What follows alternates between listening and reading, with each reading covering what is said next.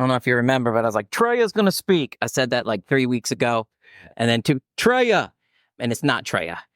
It's someone who I got to meet for the first time tonight ever in my life experience. And what I already love about her, not just her energy, but she brought literature, right? Because I mean, for me, like if I went to the crack house, I'd bring a crack pipe. Good point. Like, I mean, seriously, like, oh, I'm gonna go get, like, I would bring my blunt, and roll up in the house, and so she brought literature. She's got 10 years. I can't wait to hear what she's going to share about because I didn't tell her. I didn't give her a topic, nothing. So without further ado, Alli. Would you do me a favor and like move that way or this way? I would love to. Hi, family. I'm Alli. I'm an addict. Only because he's recording me, I'm going to move this here. Otherwise, I'd put it back here. I'm a pacer, right? Anybody can relate? Anybody else pace? I don't stand still. I still don't stand still. I ain't stood still for 10 years. So I'm just going to keep moving. So that's why I asked you to move because I didn't want to run into you. But if we could take a minute, what I'm going to do, I'm going to get myself out of the way. I'm going to ask my higher power who I choose to call God. You call your higher power, whoever you want. In this moment, while we take a moment of silence, call on whoever you need to. I want to get myself out of the way so that I can deliver y'all a clear message of hope and recovery and get myself out of the way, okay? So we're going to take that moment now.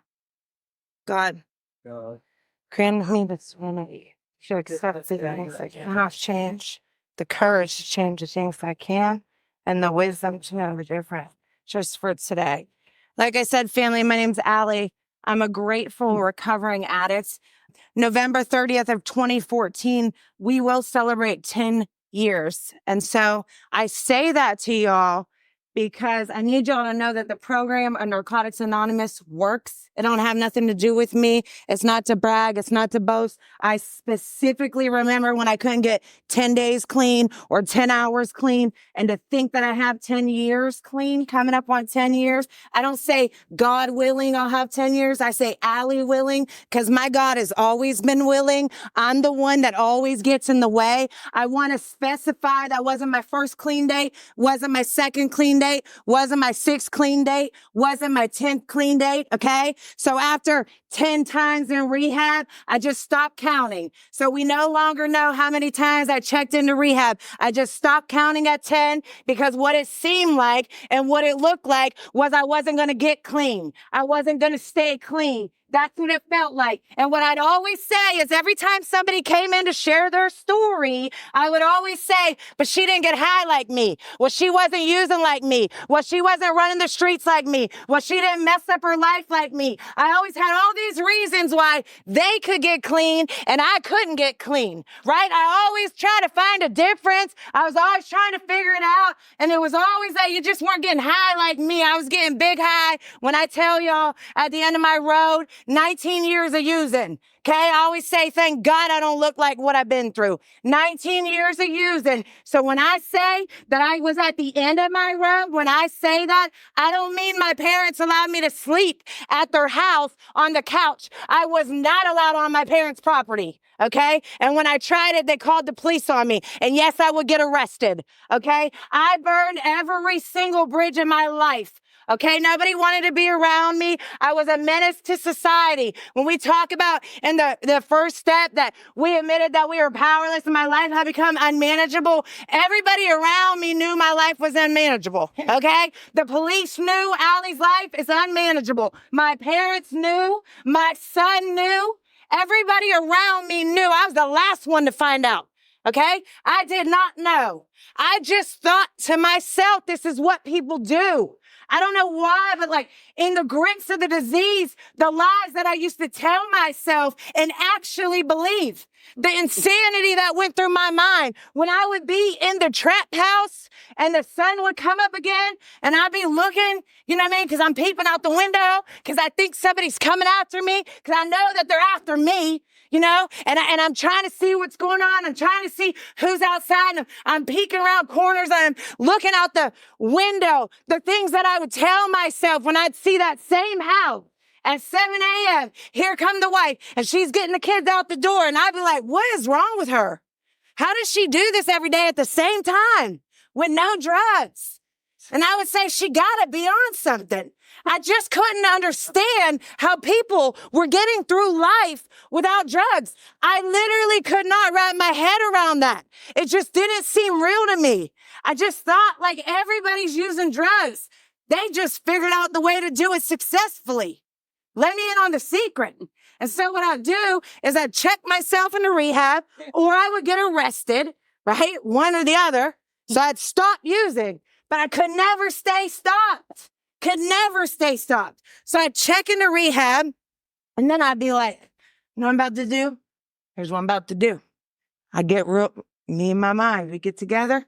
My mind be talking to me. It's the disease. Talks to me, sounds good, romances me. I think we came up with a great plan. I would be like, you know what I'm gonna do? I'm just gonna drink on Saturdays. That's what I'm gonna do. I'm just gonna get out. I'm gonna drink on Saturday. And that's it. You know what I mean? I don't even have a problem with alcohol. I'm an addict. I am not a social user. When I say I'm an addict, that means I'm an addict through and through, okay? When we talk about addiction in Narcotics Anonymous, we're saying that it is a narcotic, but we're talking about addiction. We're talking about, it's defined, I have an addiction. Listen, when I put down the drugs, I started copping other things. Okay? I started copping shoes. There came a moment in my life where my sponsor had to let me know I was no longer allowed to order nothing else on Amazon. It was out of control. I was getting credit cards when I got clean. I started a new habit. You know what? There was a time in my life when I was clean. I was at that casino every single day. You couldn't tell me nothing. And I would always say, but I'm not using. I didn't understand that I was still an addict through and through. Thank God I didn't pick up a drug over that. You hear me? Because that was painful. That was painful losing money clean. I was like, oh. And I watched my friends go out, okay? I watched them go out. But we're talking about addiction. And so when I would get in here and I would stop using for a minute, I get these little ideas. I'm going to drink on Saturday. But what happened is when I drink on Saturday, by like midnight, I'm like, all right, but let me get a little of this and put it on top of that. And let me do this. And now it's Wednesday and I ain't slept. You know what I mean? All I was going to do was go out and have a drink on Saturday. Now it's Wednesday. I'm caught back up fully in the grips. I don't know what happened. I'm back out on the run and I checked myself back into rehab again, right? It's 3 months later, I got nowhere to live. I said to y'all, can't sleep on my parents' couch. I'm talking about homeless. Right? I lived in Pittsburgh. I slept on benches in Pittsburgh. When I say homeless, I mean for real homeless. I slept on benches. That's what I did. So I would check myself back in. And then while I was in there, I'd say, you know what I'm going to do? When I get out, I'm going to get high one time real quick. You hear me?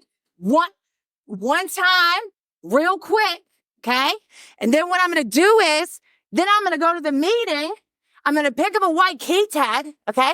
Because nobody knows that I just used yesterday. So this is what I'm going to do. I'm going to use one time real quick. Then I'm going to go to the meeting the next day. I'm going to get my white key tag. I'm going to start over. And that's how I'm going to do it. I couldn't grasp the concept when we kept saying one is too many. That went over my head. It took me years to understand what y'all was talking about. When y'all said one is too many, my response was for who? You mean? I don't even get half one. What are y'all talking about? I did not grasp the concept. I could not figure out that when I put the first one in me, I'm powerless. All bets are off. I could not figure that out. I kept putting the first one in me. And then I would be like, this is crazy. I was going to get high one time real quick. It's been 3 months and now I'm arrested again.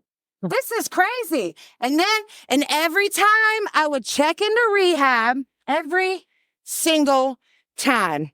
When I would check in, I would say, and I meant it, this is it, man. I don't want to do this no more. I'm done, right? I come in on surrender. You know why?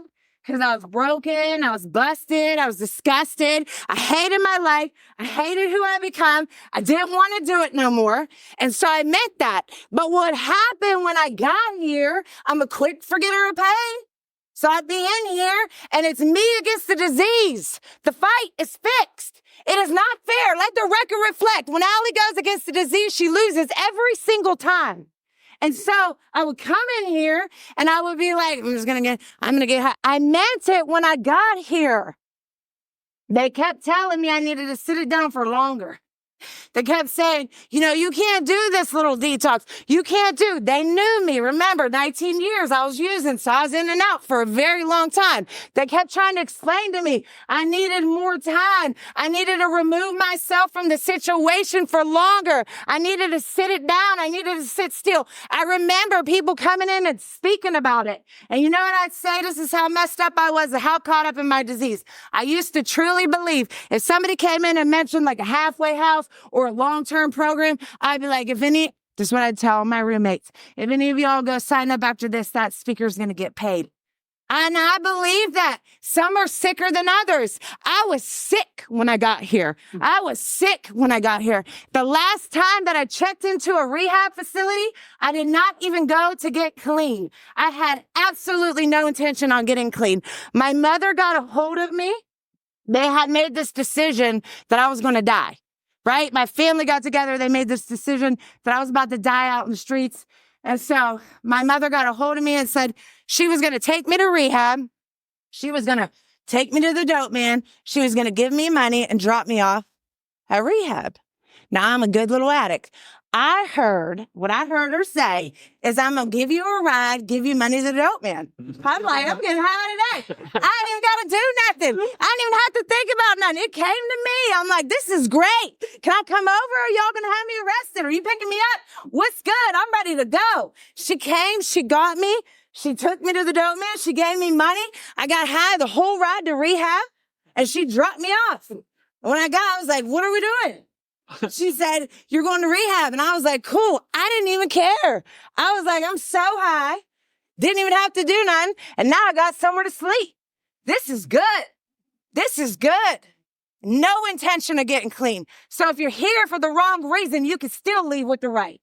I just want you to know that. If you don't have any hope in here, you can lean on mine. I got enough hope for every single person in this room. I have been through it. I have a 20-year-old kid right now that I'm watching walk through it. And I keep telling myself that what I have to do is stand here on the other side of it. I got to continue to be the hope for him, because what I put him through wasn't right, because what he saw wasn't right. And that's what he knows. And so what I have to do now is I got to stand on what I know. I got to know that the program worked for me. The program will work for him. If you got kids out there, they need you. We got a lost and dying world. They need you. I used to always say to myself, oh, he'd be so much better off without me. Oh, I used to cry for the disease to take my life. I was just too big of a coward to take the gun and put it to my head myself. But I used to say, God, if only you could make this my last one. Huh? I was a hope to die dope fiend. God, don't wake me up no more. I don't want to live anymore. I hate my life. I don't want to do this. And I meant that when I said it. I meant that. I could be in the trap house looking around at people, saying to myself, how did I get here with these people? How did I get here with these people? We're talking about a moment of clarity I used to have. It was such a small moment, because the next thing out of my mouth was, who got a lighter in here? You know what I mean? It was a quick, fleeting thought that would come to me. It was a quick moment of clarity. When I speak, it comes from passion. I know what you've been through. I love you. If we live in a world that could hate you and not know you, I could love you and not know you. But trust and believe, if you're an addict like I'm an addict, I know you. I know your pain. I know what it feels like. I know what it feels like to not want to go on anymore. I know what it feels like to not want to live anymore. I know what it feels like to not feel good enough. I know what it feels like to think it's never going to get better. It's never going to change. This is my life. This is what I've caused. I've done this for too many years. This is just who I am. I know what that feels like. I know what it feels like to think I'm a piece of crap parent. My son deserves better than me. I know what that feels like. I know exactly what it feels like to think this is all life has to offer me. You're never too old to get it. You can still get it. You can still change everything about you. You can start changing your entire destination today. You can make a decision to change everything else around. You got to start standing on some things. I'm not here to tell you it was easy. Where I'm at in my life today, it's so much easier to just stay. It's so much easier for me to just stay in the middle, okay? But when I started, it was so hard. Everything about me wanted to use. I remember being in a recovery house, and every single day I just woke up and I would start crying.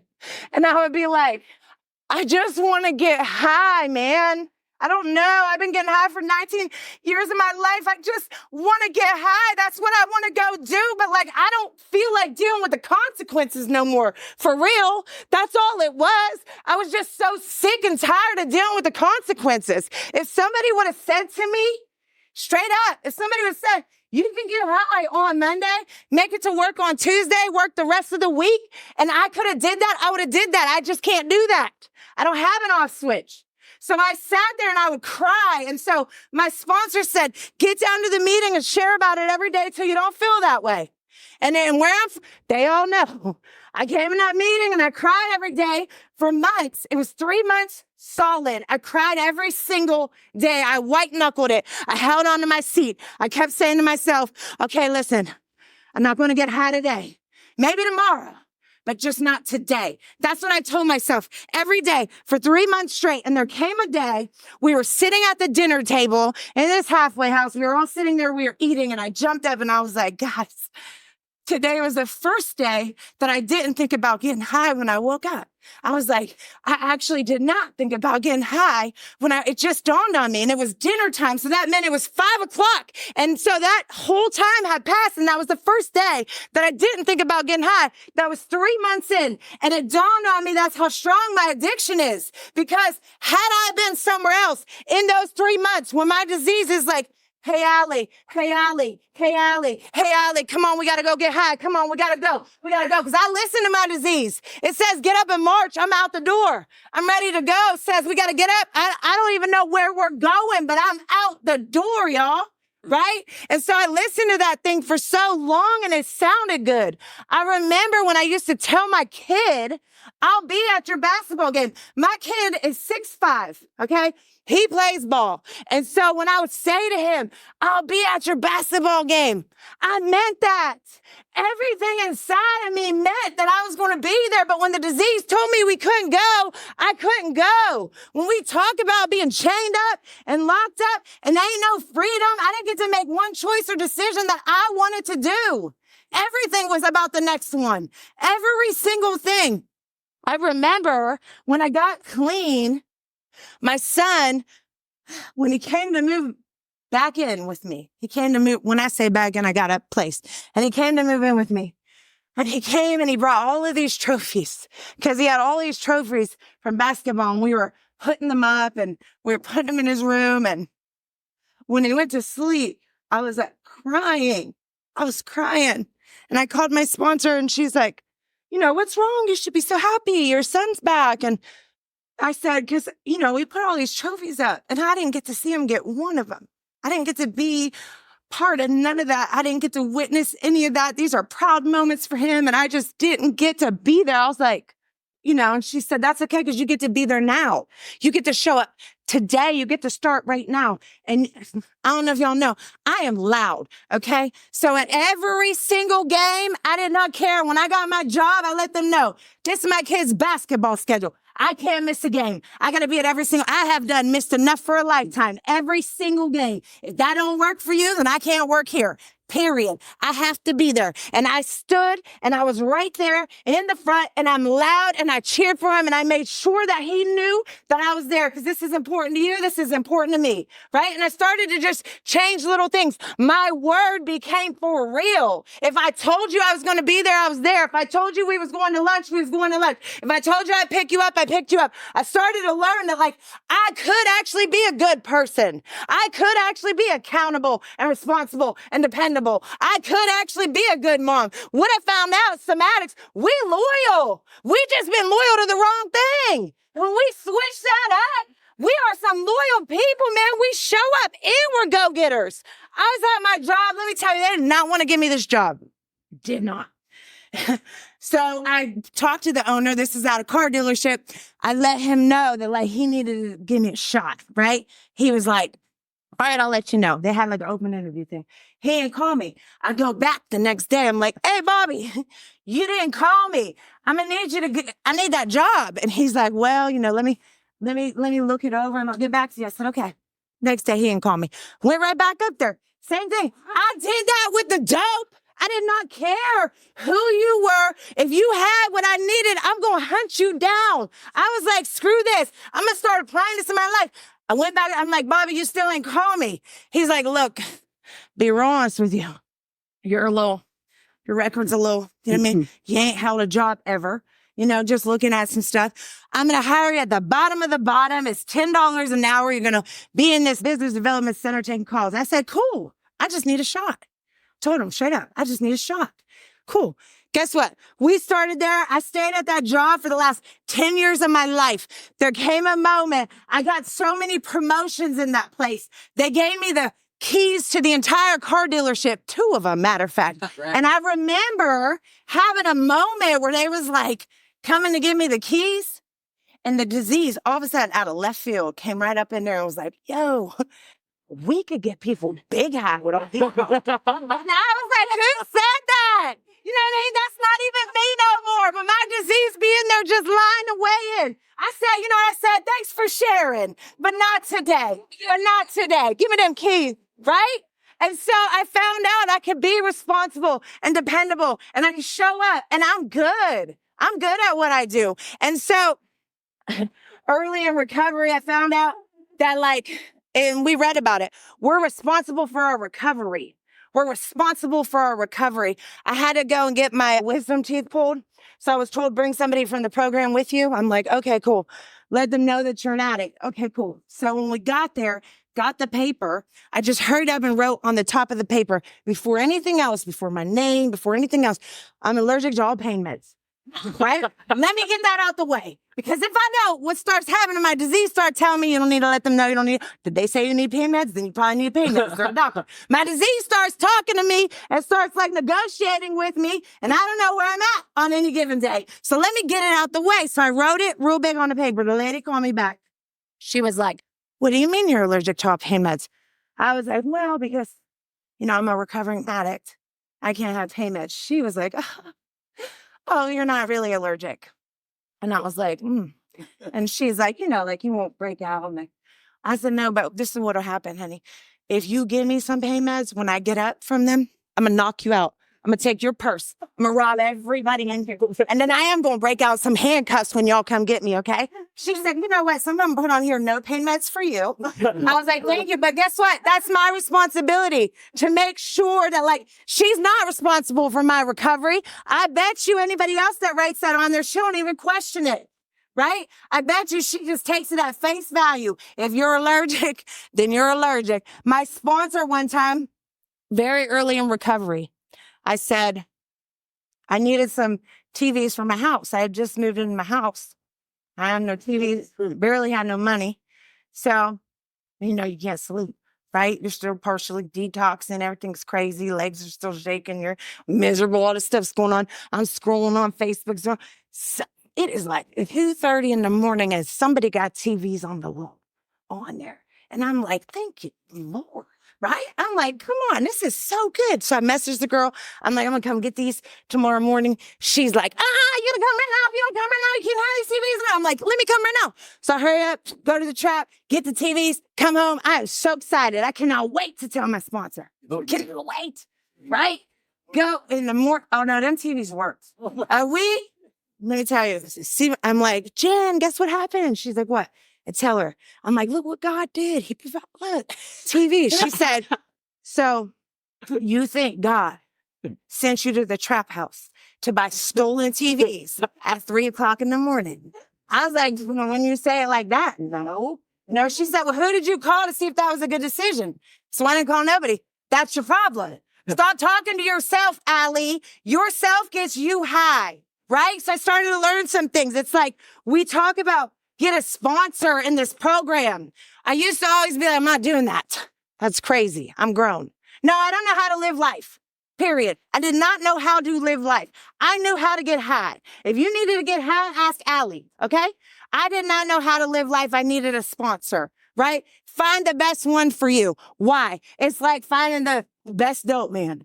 Whoever got the good stuff, no cut on top, that's what I want. Ain't taking nothing out of it. Ain't give me all of it. I need that. And if I can't get a hold of you, then I better have a support group. Those are like my middleman dealers, right? Those are like the ones that like, their stuff's all right. It ain't the best. I know there's cut in there. I don't really want it, but I will get it when I'm sick. I'm going to call you anyway, right? I'm going to try not to spend all my money with you, but like I will. That's why you need a support group. If you just flip your life around from what you've been living and what you've been doing, you can do that.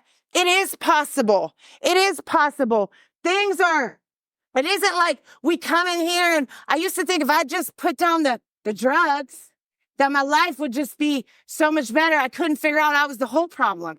I got a problem right here. This is the most dangerous neighborhood I've ever been in. It's right up here. I walk in circles up here. I tell myself things that ain't really real. I make up circumstances and situations that ain't even going on. Then I figure out how to get out of them. Nothing's even happened yet. This is the problem right here. I could talk myself into it just like I could talk myself out of it. Right up here. Right? And so I got to have some like-minded people that I could get around and share some stuff and be raw and real, and y'all get it.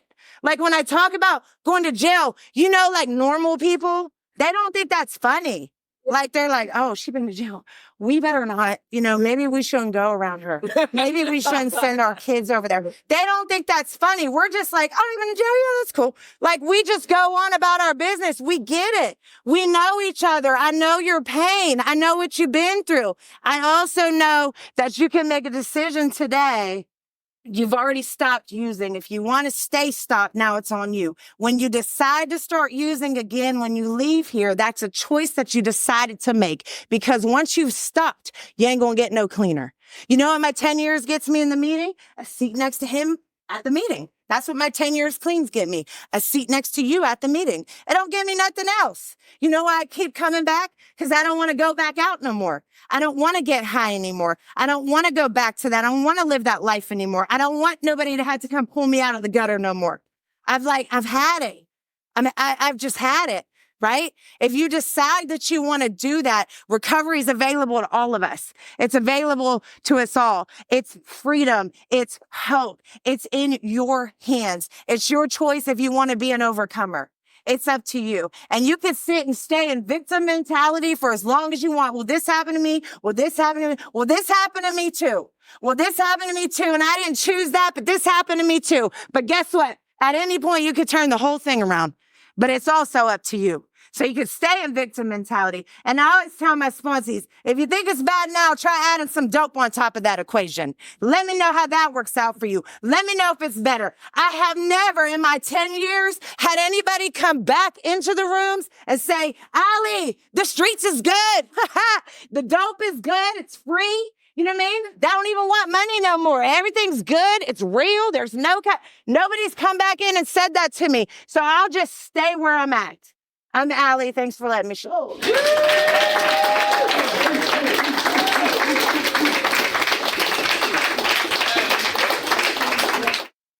Big dog Steffi here, huh? I didn't know that we get paid after this. We get paid. Thank you. One more time for Alli.